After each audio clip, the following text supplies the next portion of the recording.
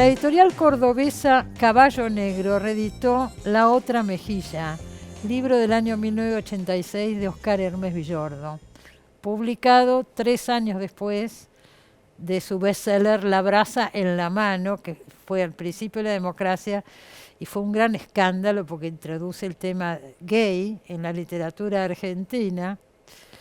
A raíz de esta reedición yo dije, vamos a recordar un poco la figura del negro Villordo, de Oscar Hermes Villordo. Está Claudio Seiger con nosotros, que ha escrito sobre Villordo y conoce muy bien su obra y su persona. Porque en ese momento fue algo importantísimo lo que pasó, ¿no es cierto? Se empieza a hablar de un mundo que no estaba incorporado a la literatura. Era el principio de la democracia. Claro, no estaba incorporado en una forma tan abierta y tan explícita, y sobre todo de parte de un escritor que pertenecía digamos que pertenecía periféricamente a la élite que yo diría que comandaba Manuel Mujica Lainez. Claro, bueno, él era todo ese grupo de amigos que venían también de la revista Sur de Victorio Claro, Campo. era como un periférico de Sur. Claro. Había hecho, Villordo era esencialmente, a lo largo, digamos, de su vida, un periodista y escritor, un periodista cultural, llamaríamos hoy. Trabajó en la prensa, en la Trabajó Nación. en la prensa, de donde lo echaron por adherirse a una huelga comandada por Raimundo Ongaro, un importantísimo dirigente gráfico de su tiempo, que Villordo era como amigo de Ongaro, era un tipo muy especial, y él adhirió a la huelga y lo echan de la prensa. Sí. Él se enoja tanto que ni siquiera pelea la indemnización y se va a trabajar a la Nación, de ahí prácticamente hasta el final, hasta la jubilación. Sí.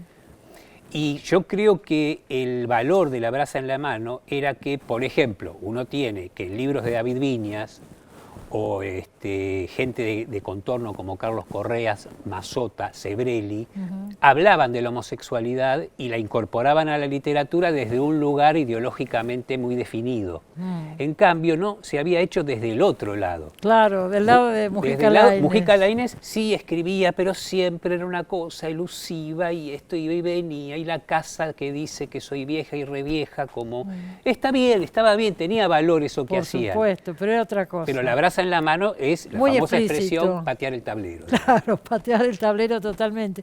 Y se manejaba Villordo en estos dos ámbitos, es cierto, tranquilamente, ¿no es cierto? Como ahora, que fluía de un lugar a otro. Yo creo que era más bien del ámbito... yo escribí sobre él varios artículos. En este libro, el libro El Paraíso Argentino, donde escribe sobre distintos personajes, ¿no es cierto? Y acá a Villordo lo llamo un plebeyo entre patricios. Claro. Ese me parece, exagerando un poco, sí, pero como imagen, me parece que ese era su lugar en ese lugar, en ese grupo. Ese mundo. Pensá que él fue biógrafo de... en los últimos años de Mujica Lainez, la biografía que se llama Manucho.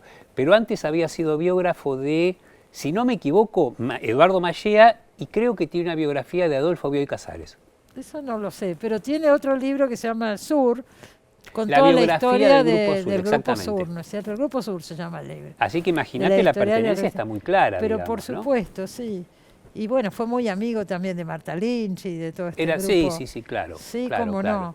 Lo que pasa es que yo creo que a partir de La brasa en la mano llegó a otro público, traspasó esa historia del Grupo Sur, llegó a un público joven especialmente. Él contaba, yo lo conozco varios años después, lo conozco en los 90, no demasiado antes de su muerte, y yo lo entrevisté cuando se cumplieron, 10 años de la publicación de La brasa en la mano, es decir, en 1993. 93. En algún momento del 93.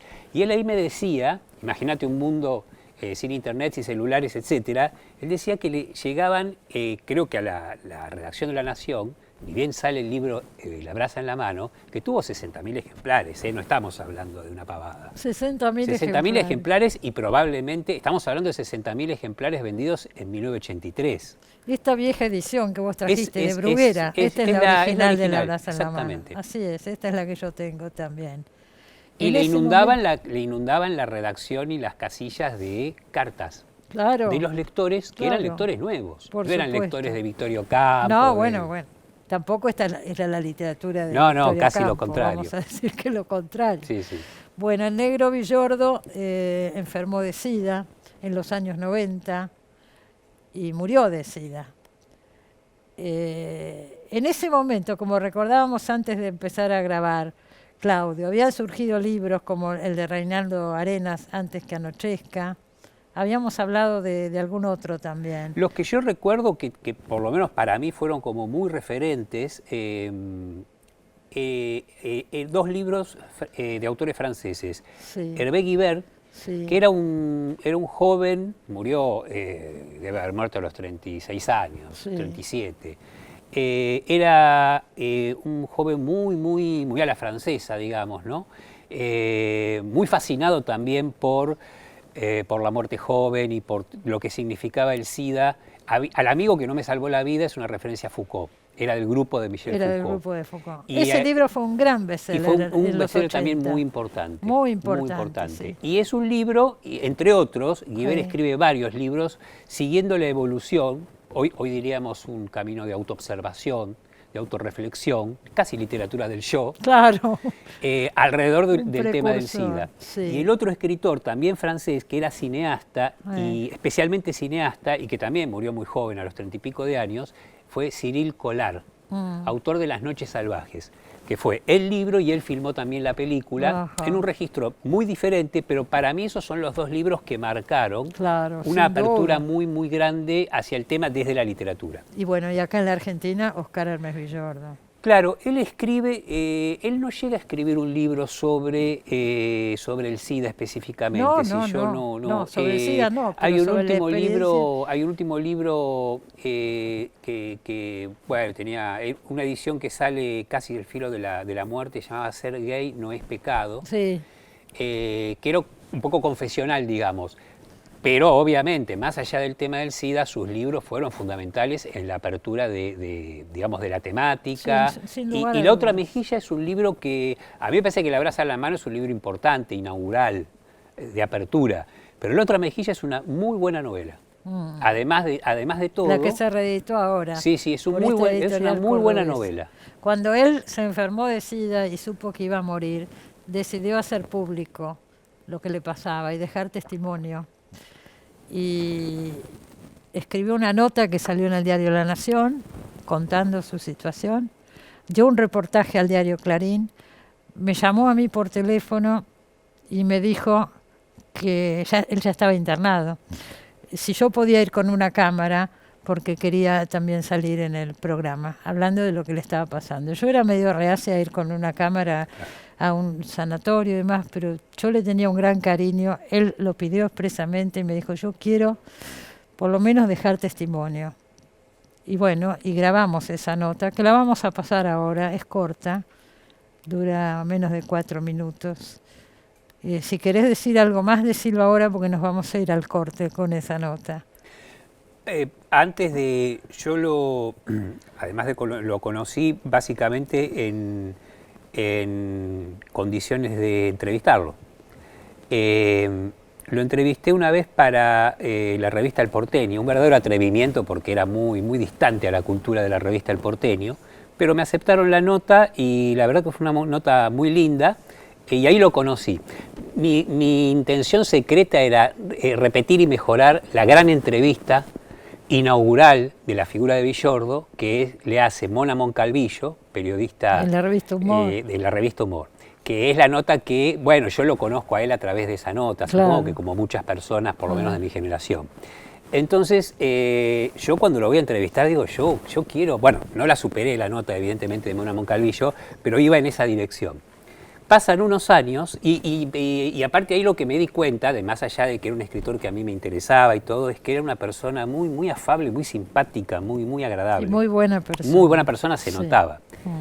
Y unos años después, ya sabiendo yo acerca de los rumores de que tenía HIV, etcétera, inventamos un poco la excusa de los 10 años de La brasa en la mano para entrevistarlo. Sí. Y a mí lo que me impactó, y esto es lo que en definitiva te quería comentar, habían pasado unos pocos años, 3 años. Y me abre la puerta de su departamento ahí en Plaza Italia. Sí, un departamentito chiquito. Y cuando lo veo, nos quedamos. Era impactante su el cambio transformación, físico. su cambio y físico. Lo vamos a ver en esta nota. Yo lo conocí, digo esto último, Claudio, antes de irme al corte. Yo lo conocí a Villordo cuando empezó con el retorno de la democracia. Lo conocí porque él era muy amigo de Natu Poblet, la dueña de Clásica y Moderna, que también era muy amiga mía. Había todo un grupo que nos reuníamos todos los domingos en su casa, a principios de los 80, y bueno, a partir de ahí hasta su muerte fuimos amigos. Vamos a ver la nota esa que grabamos en el sanatorio con Villordo. Y después de eso vamos al corte. Muchas gracias, Claudio, al contrario, por haber venido y traído estos libros. De este homenaje y de la reedición también, ¿no? Un poco de parte de que se pueda volver a leerlo. Y recordar todas estas épocas. Ahí va la nota.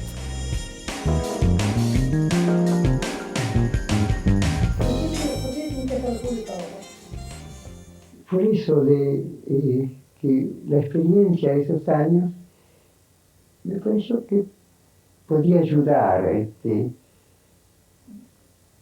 podía ser útil contar desde un enfermo el proceso, cómo se puede no detener, porque es una enfermedad como otras enfermedades con un final que todavía no tiene solución para los enfermos. Hay remedios que sirven, ya descubiertos, y hay remedios por descubrir. Pero también hay que confiar en los remedios por descubrir. Que algún día serán, ¿no? Como fueron tantos.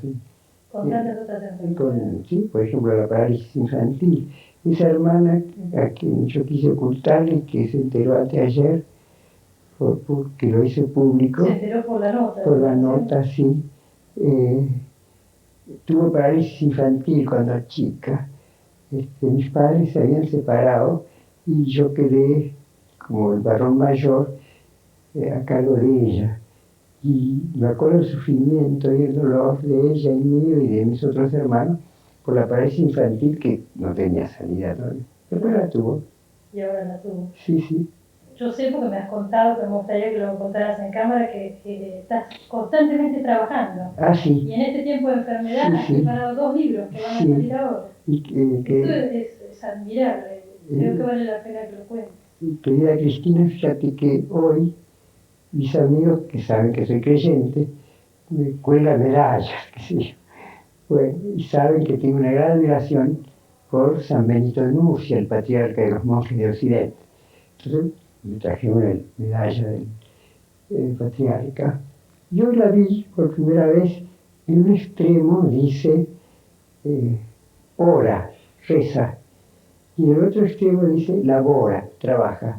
Bueno, la conclusión a la que yo modestamente había llegado. El trabajo da alegría, la acción da alegría. Y la alegría transmite hasta buen humor, o por lo menos una actitud menos trágica, ¿no? Ya de por sí el proceso tiene su lado más que dramático, trágico, ¿no? Pero yo invitaría, por esta experiencia de 2 años que pasó, me parece bastantes alternativas comunes en los enfermos. Empieza porque lo ves todo negro, todo fatal, y después no es que lo aceptes o te vayas acostumbrando, sino que llegas a un equilibrio mental bastante saludable, espiritual. Y querría que eso sea visto de esa manera, no tan a la tremenda, y que el trabajo, en la medida en que uno puede hacerlo por su fuerza, que lo va mermando, ayude a sobrellevar el trance, en fin, que puede ser más largo, más corto, y que todo deseamos que sea cada vez más largo. Además uno está de este lado de la vida, y bueno, la vida, fíjate que en mi casa, ahora los bordones se anticipan al cambio de estación. Nosotros tenemos los biológicos, se me ocurre que los pájaros también. Y ese brillo de los bordones, eso es una maravilla. No puedo, ¿por qué me tengo que ir?